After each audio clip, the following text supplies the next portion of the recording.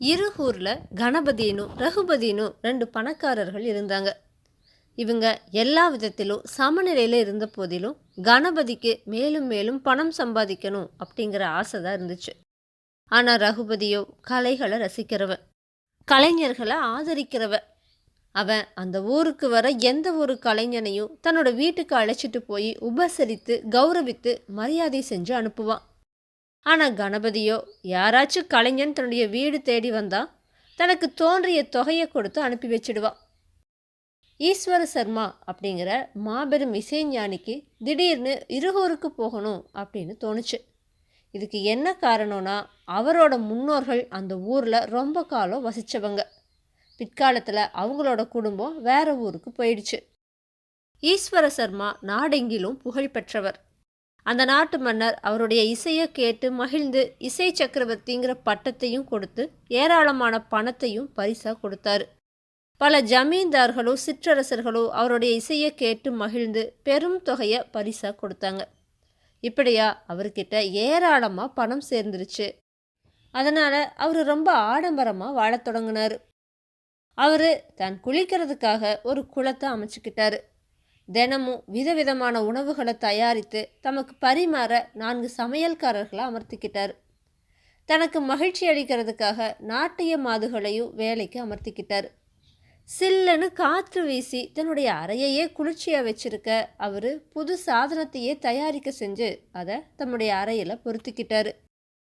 அவரை கச்சேரி செய்கிறதுக்காக எந்த ஊர்க்காரங்க அழைச்சாலும் தனக்கு குளிக்கிறதுக்கு தனியான குளம், சமையலுக்கு ஆட்கள், நடனமாடி கழிப்பிக்க நடன மாதுகள், தான் தங்குற இடம் ரொம்ப குளிர்ச்சியாக இருத்தல் அப்படின்னு எல்லாம் சரியாக இருக்கணும்னு நிபந்தனை விதிப்பார். அதையெல்லாம் ரசிகர்கள் ஏற்றுக்கிட்டு அவரை தம்முடைய ஊரில் கச்சேரிகள் செய்ய அழைச்சிக்கிட்டு தான் இருந்தாங்க. அவர் போகணும்னு ஆசைப்பட்ட இருகூர் சிறிய கிராமம். அங்கே தனக்கு வேண்டிய வசதிகளை செஞ்சு கொடுக்க யாராச்சும் இருந்தால் அந்த ஊருக்கு தானே போய் கச்சேரி செஞ்சுட்டு வரலாம் அப்படின்னு நினச்சார். அதனால் அந்த ஊருடைய நிலையை கண்டறிந்து வர்றதுக்காக நாராயணன் அப்படிங்கிற சீடனை அனுப்புனார்.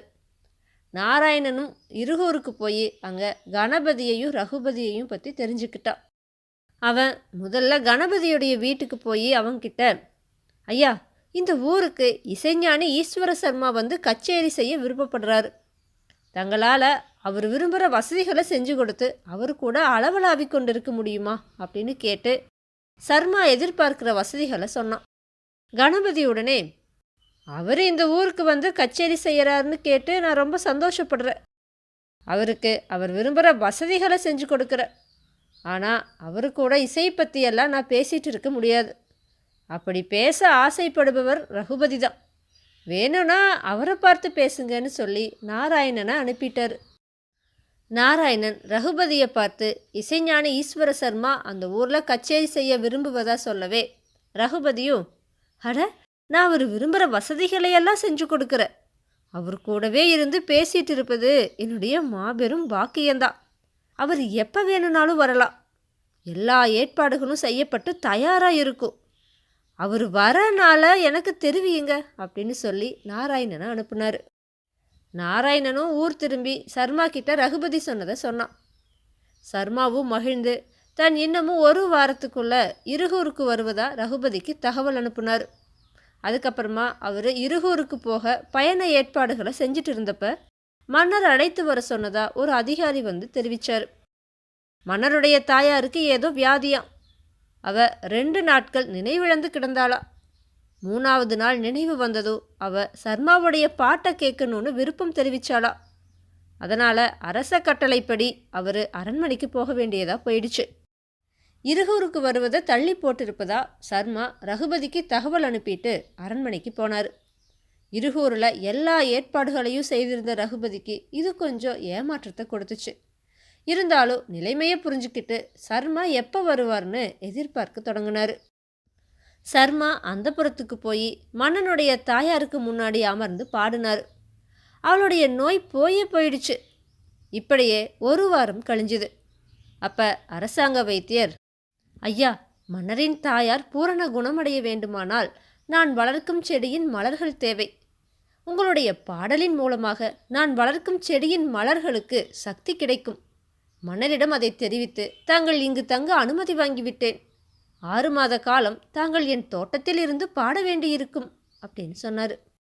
அரசாங்க வைத்தியன் சொன்னது மன்னருடைய கட்டளையே அப்படின்னு உணர்ந்த சர்மா வைத்தியருடைய பூந்தோட்டத்தில் 6 மாத காலம் இருக்க வேண்டியதாக போயிடுச்சு.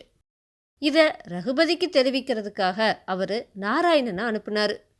நாராயணன் சொன்னதை கேட்ட ரகுபதி, பரவாயில்லை, 6 மாதங்களுக்கு சமையல்காரர்களுக்கும் நடன மாதுக்களுக்கும் சம்பளம் கொடுத்து இங்கேயே இருக்க செய்கிறேன். அவருடைய வேலை முடிந்ததும் இங்கே வரட்டும் அப்படின்னு சொல்லி அனுப்புனார். நாராயணன் ஊருக்கு போய் சர்மா கிட்ட ரகுபதி சொன்னதை சொன்னதும், ஆஹா, என்னால் அவருக்குத்தான் எவ்வளவு செலவு, 6 மாதங்களானதும் இருகூர் போய் கச்சேரி செய்கிறேன் அப்படின்னு சொன்னார். ஆனால் 6 மாதங்கள் முடிஞ்சதுக்கப்புறமா அவரால் இருகூருக்கு போக முடியலை.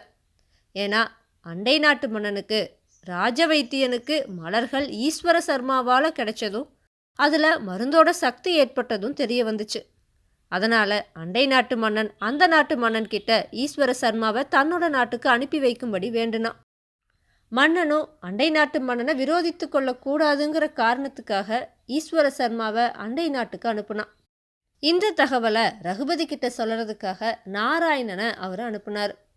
நாராயணன் சொன்னதை கேட்ட ரகுபதி, சரி, இப்போ பணியாட்களுக்கெல்லாம் 2 மாத சம்பளம் கொடுத்து அனுப்பிடுற, இசைஞானி வரப்ப அவங்கள அழைச்சிக்கிற அப்படின்னு சொன்னார். நாராயணனும் ஊருக்கு போய் சர்மா கிட்ட ரகுபதி சொன்னதை சொன்னான். சர்மா உடனே, ஆஹா, என்ன தாராளமானது, எவ்வளவு உயரிய பண்பு அப்படின்னு சொல்லி வியந்தார். அண்டை நாட்டு மன்னனுடைய பூந்தோட்டத்து மலர்கள் ஈஸ்வர சர்மா தினமும் பாடியதுனால மருந்து சக்தியை பெற்றுருச்சு. அந்த மன்னனும் மகிழ்ந்து போய், இசைஞானியாரே, நீங்கள் என் நாட்டிலேயே இருந்து விடுங்கள், உங்களுக்கு எல்லா வசதிகளையும் செய்து கொடுக்கிறேன், பல கிராமங்களையும் மானியமாக அளிக்கிறேன் அப்படின்னு சொன்னான். ஆனால் ஈஸ்வர சர்மாவோ அதை ஏற்றுக்காம தன்னுடைய சீடன் கிட்ட, நாராயணா, நீ இருகூருக்கு போய் கணபதியை கண்டு நான் இன்றைக்கு 5வது நாள் இருகூருக்கு வந்து அவருடைய வீட்டில் தங்கி அந்த ஊரில் கச்சேரி செய்ய போவதாக தெரிவி அப்படின்னு சொன்னார். நாராயணன் கிளம்பி போன கொஞ்ச நேரத்துக்கு அப்புறமா ஈஸ்வர சர்மாவும் தம்மோட நாட்டுக்கு புறப்பட்டுட்டாரு. வேதாளம் இந்த கதையை விக்ரமாதித்தன் கிட்ட சொல்லி, மன்னனே, இசைஞானி இருகூர் செல்ல நினைத்த போதெல்லாம் ஏதாவது நிகழ்ந்து அவரை அங்கு போக விடாமல் செய்தது. ஒவ்வொரு முறையிலும் அவர் தம்முடைய சீடன் நாராயணன் வாயிலாக தனது வருகை தள்ளி போடப்பட்டதை தெரிவித்தார். அப்படியும் ரகுபதி மனம் தளராமல் தான் செய்த ஏற்பாடுகளை அப்படியே வைத்துக்கொண்டு அதற்கான செலவையும் செய்து கொண்டிருந்தாரே. முடிவில் அவர் இருகூர் செல்ல முடிந்ததும் ஏன் ரகுபதியின் வீட்டிற்கு போகாமல் கணபதியின் வீட்டிற்கு செல்ல தீர்மானித்தார்? என்னுடைய இந்த கேள்விகளுக்கு சரியான பதில்கள் தெரிந்திருந்தும் நீ கூறாவிட்டால் உன்னுடைய தலை சுக்கு நூறாக வெடித்துவிடும்னு சொல்லுச்சு. இதை கேட்ட விக்ரமாதித்தன் வேதாளத்துக்கிட்ட, வேதாளமே, எல்லா வசதிகளை கொண்ட இசைஞானி திறந்தவெளி தோட்டத்தில் அரச கட்டளையால் பாடியதால் அவரது மனம் மாறி எளிய வாழ்க்கையில் நாட்டம் கொண்டது. ரகுபதியிடம் தான் வருவதாக கூறினால் குளிக்க குளம், சமையல்காரர்கள், நடன மாதர்கள் என்றெல்லாம் ஏற்பாடு செய்து விடுவார். கணபதி அவ்வாறு தடபுடலாக செலவு செய்யாமல் முடிந்த அளவிற்கு வசதிகளை செய்வார். தன் காரணமாக ரகுபதி 2 முறைகளில் எல்லா ஏற்பாடுகளையும் செய்து ஏராளமான பணத்தை செலவு செய்துவிட்டார். அதனால் அவர் வீட்டில் தங்கினால் மேலும் அவருக்குத்தான் செலவு அதிகரிக்கும். அவர் நஷ்டப்படக்கூடாது என எண்ணியே கணபதியின் வீட்டிற்கு போக முடிவு செய்தார் என்று பதில் சொன்னான்.